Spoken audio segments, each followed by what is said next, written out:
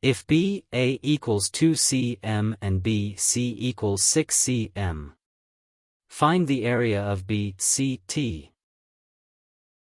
Secant-tangent theorem, Pythagoras theorem, trigonometric identity, area of a triangle, arithmetic and algebraic operations are used to solve this question. Solution. Given that line BA equals 2 cm and line BC equals 6 cm.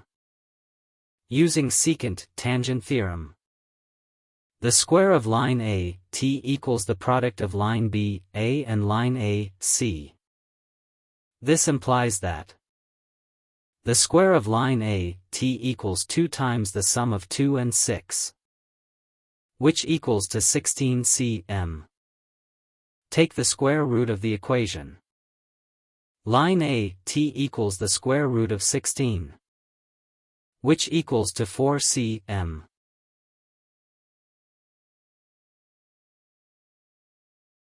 From right triangle TAC.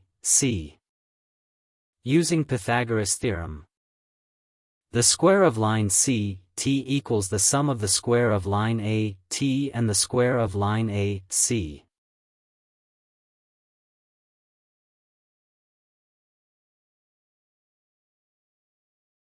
Substitute values. We have that the square of line CT equals the sum of the square of 4 and the square of 8, which equals to 80. Take the square root of the equation. This implies that line CT equals the square root of 80, which equals 4 times the square root of 5 in cm. Let angle ACT equals theta.